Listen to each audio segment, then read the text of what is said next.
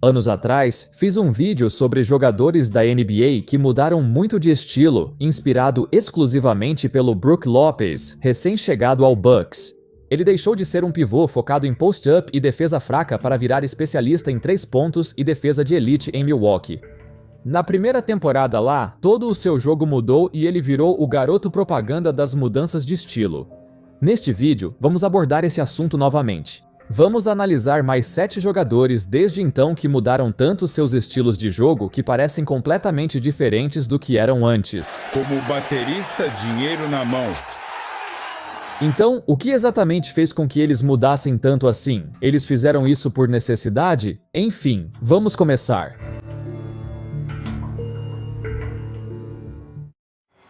Andre Drummond. Ao ouvir André Drummond, você pensa nele de 2 formas específicas. Primeiro, um reboteiro dominante, que até hoje detém o recorde de maior taxa de rebotes da história da NBA, pegando 25% de todos os rebotes quando está em quadra. André subindo lá no alto para pegar o rebote como se dissesse, esse é meu. Alguns diziam que seus rebotes eram inflados pela enorme quantidade que pegava, mas esse seguia sendo seu maior destaque em Detroit. O segundo ponto é seu baixo aproveitamento nos lances livres, com o terceiro pior percentual da história e temporadas seguidas acertando cerca de 30% no início da carreira. E se eu dissesse que, além dos lances livres terem melhorado muito, o papel de Drummond no ataque agora é quase irreconhecível. Ele evoluiu de pivô que não arremessava para alguém que agora tem mais de 1/4 dos seus arremessos de 3 pontos. Em sua 14ª temporada na NBA, com a energia de quem tem 32 anos, ele acertou 32 arremessos de 3 pontos. Isso foi mais em uma temporada do que nas 13 anteriores somadas, quando acertou só 18. Drummond de longe! Isso levanta a questão: como Drummond ganhou o sinal verde para arremessar a final? Houve uma longa discussão entre ele e o técnico Nick Nurse sobre arremessar ou não de 3 pontos. Um repórter questionou o técnico Nurse sobre isso, que admitiu: "Para ser honesto, não tenho certeza. Acho que ele é um bom arremessador. Tipo, se você visse os números dele nos treinos e todas essas coisas, ele realmente tem um aproveitamento alto. Digo que não tenho certeza porque quero ver se ele consegue pegar algum ritmo com esses arremessos num jogo de verdade." Antes se acreditava que, mesmo que um pivô arremessasse bem de 3, isso não garantiria o mesmo desempenho em jogo. Mesmo assim, é estranho ouvir alguém chamar Drummond de bom arremessador, mas acho que ele trabalha nisso há anos. Então a comissão técnica dos Sixers tinha confiança suficiente para deixar ele arremessar. Além disso, não é como se o rebote dele tivesse piorado muito também. Drummond ainda ficava mais tempo no garrafão para pegar rebotes, pois essa é sua principal força. O arremesso de 3 pontos trouxe uma nova dimensão ao jogo dele, tornando-o uma ameaça fora do garrafão pela primeira vez na carreira, algo que ninguém esperava dele. Maxey conseguiu passar. Drummond, será que ele conseguiu finalizar? Ele enterra. Pelo menos com Brook Lopez, ele já era um ótimo arremessador de lances livres e um arremessador de média distância decente antes de começar a arremessar da linha de 3 pontos. Drummond, por outro lado, nunca teve habilidade de arremesso. Parece que, de repente, ele começou a acertar bolas de 3. É uma evolução ainda mais surpreendente que a do próprio Lopez. Mas isso também era necessário para Drummond manter seu lugar na liga por mais tempo. Antes de evoluir nos arremessos de 3 e melhorar nos lances livres, ele estava praticamente sem futuro na liga. Ele poderia ter deixado a liga antes se não tivesse se adaptado. Julius Randle. Curiosidade, você sabia que Julius Randle liderou o time em assistências em 4 temporadas diferentes? 2 temporadas nos Knicks e 2 nos Wolves. Parece meio louco, não é? Quando ele entrou na NBA, sempre foi um passador decente, mas nunca foi algo em que o ataque deveria se basear. Na verdade, ele era mais conhecido por ter uma visão de jogo muito limitada, cometendo muitas perdas de bola e tendo um controle de bola bem instável. Sim, até hoje essa é a reputação dele, então ter Randle liderando em assistências e como principal criador de jogadas parece absurdo. Randle vindo com tudo, belo passe por dentro e Payton finaliza. E aí está o Julius Randle diferente. Quando Randle liderou em assistências, isso ocorreu por necessidade, não por característica do ataque. Antes de Jalen Brunson chegar aos Knicks, Randle teve médias de 24 pontos, 10 rebotes e 6 assistências liderando o time aos primeiros playoffs desde a era de Carmelo Anthony. mas os Knicks também terminaram apenas com o 23º melhor ataque da liga. Um claro sinal de que forçar Randle como motor ofensivo não era a solução duradoura. Ele assumiu todo o ataque porque era necessário. Sem um armador competente para criar jogadas, recorreram ao Randle.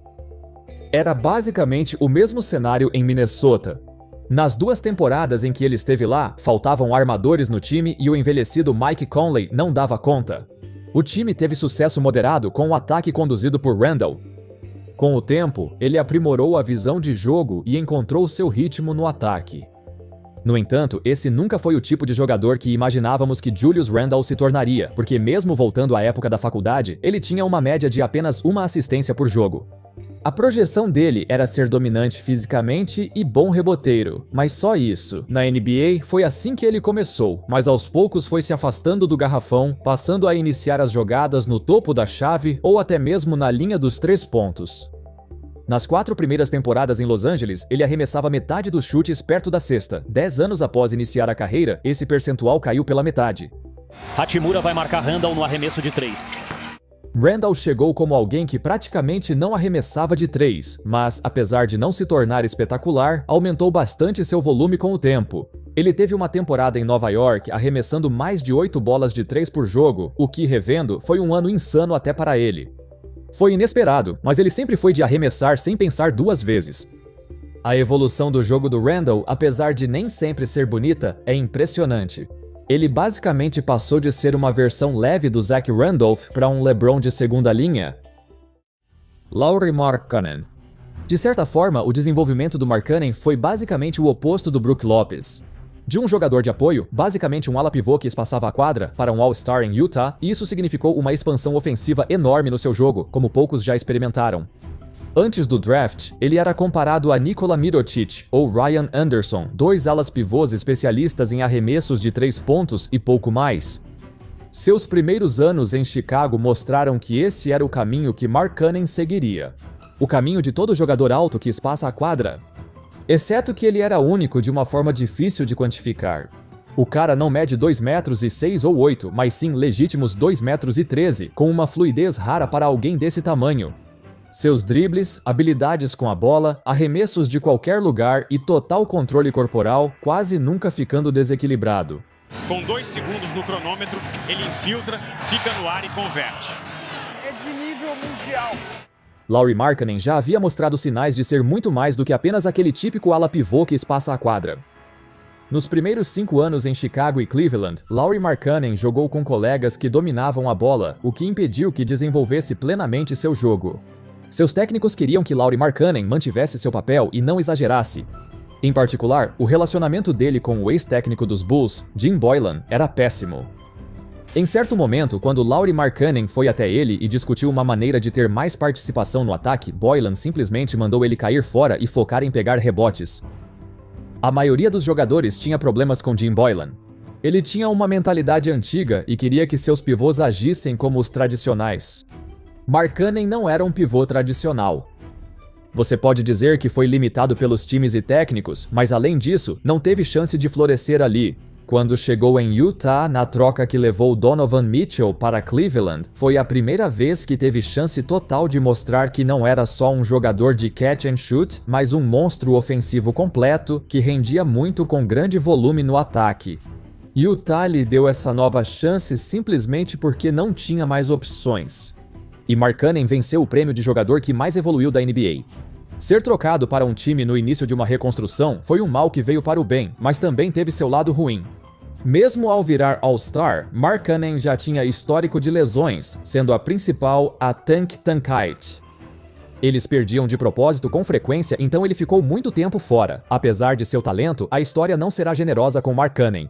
Após uma década na NBA jogando por times perdedores e sem ir aos playoffs, os números deixam de importar, mesmo que não seja culpa dele. Andrew Wiggins. Mencionei recentemente em um vídeo a troca do Wiggins, que parecia ruim no início, mas logo se mostrou melhor do que esperado. Para Wiggins, isso ocorre por uma mudança total no estilo de jogo.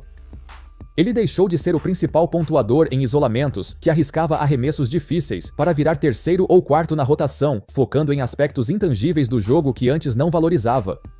Em particular, a defesa dele melhorou tanto que ele chegou a sufocar Jason Tatum nas finais da NBA. Tatum tentou o floater, não caiu, Curry pegou o rebote. A reputação defensiva dele não era boa antes do Warriors, mas merece crédito por assumir um papel em que tem as ferramentas certas, especialmente pela rapidez nos movimentos. Isso não ocorria em Minnesota porque ele era fundamental no ataque. Além disso, seu arremesso de 3 pontos surgiu de repente, já que não é mais tão marcado como antes. No ano do título dos Warriors, ele teve impressionantes 44% de acerto nas bolas de 3 dos cantos. Ninguém imaginava que Wiggins iniciaria como um Kobe inferior, mas ao ser trocado para o Golden State, virou rapidamente um jogador de elite em defesa e arremessos de 3 pontos. Pouquíssimos jogadores tiveram tanto hype quanto Wiggins quando entrou na NBA. Todas aquelas comparações com Kobe, LeBron, Tracy McGrady. Ele sofreu tentando ser o superastro que sempre quis, mas os Wolves notaram que ele não era feito para isso. Só alcançaria todo o seu potencial mudando prioridades e focando em ser o jogador de apoio ideal. Aquela tenacidade defensiva, aquela garra e energia que exemplificaram seu tempo nos Warriors, ele continuou levando isso com ele mesmo depois de sair do time. Ao Horford existem pouquíssimos jogadores, especialmente pivôs selecionados nos anos 2000 que se tornaram peças valiosas nos anos finais de suas carreiras. E eu mencionei Brook Lopes como um deles, mas Al Horford merece tantos elogios quanto ele pela capacidade de se adaptar através de várias mudanças no cenário moderno da NBA. Desde o momento em que entrou para o Atlanta Hawks em 2007 até sua saída em 2016, ele parecia um jogador completamente diferente. Assim como Lopes, ele jogava muito mais perto da cesta e parecia mais um pivô tradicional do que no fim da carreira. Naquele tempo, era isso que os times esperavam dele. Horford é listado com 2,03 metros de altura, então ele é bem baixo para um pivô e sempre enfrentava pivôs maiores. A dependência deles no Horford, no garrafão, era inevitável pelo modo como montaram o elenco. A questão é que isso nunca foi o ponto forte dele. Frequentemente, ele perdia nos rebotes nos playoffs porque fechar o rebote não era o forte dele. Lembra quando foram líderes nos playoffs, mas o Cavs varreu eles? Naquela série, Horford teve média de só 4,8 rebotes por jogo, enquanto Tristan Thompson e o elenco do Cavs deram um baile nele. Isso se repetiu no ano seguinte, quando foram varridos de novo e Horford pegou só 3 rebotes por jogo. Isso lhe deu a fama de ser um dos pivôs mais frágeis da liga. Foi, francamente, uma atuação péssima nos playoffs, mas representava um problema mais complexo. Horford não tinha as habilidades e o físico de um pivô tradicional, e seus pontos fortes só foram aproveitados após assinar com o Boston Celtics no verão de 2016. Ele não era exatamente melhor em Boston, mas sim diferente. Em um time que valorizava muito a versatilidade, a capacidade de trocar marcação e a defesa coletiva em vez da individual, Horford se tornou a peça perfeita em torno da qual a base da equipe foi construída. Eles tinham muitos pontuadores em Boston. Com um esforço coletivo dedicado para pegar rebotes, Horford não tinha mais a pressão de ser o principal pontuador, nem o peso de segurar os rebotes sozinho. Os Celtics permitiram que ele utilizasse ao máximo suas habilidades de passe. Lá vem o Horford.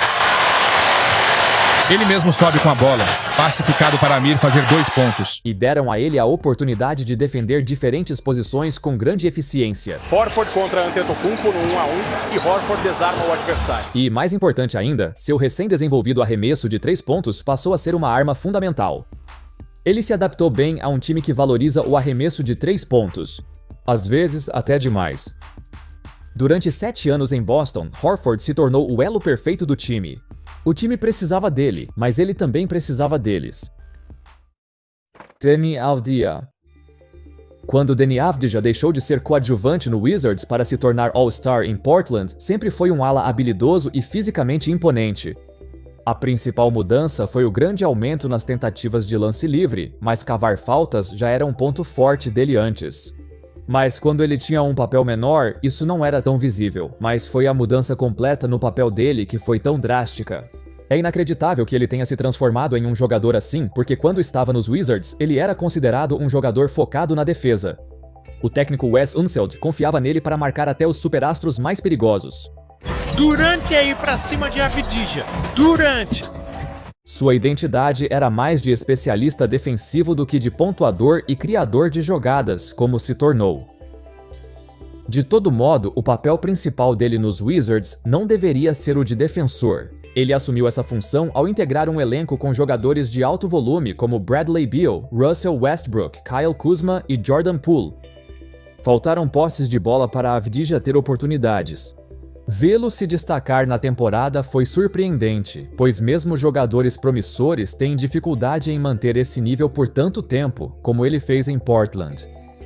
Para quem acompanhou a carreira dele no basquete antes da NBA, isso talvez não surpreenda. Ele já foi visto por alguns como o próximo Luka Doncic.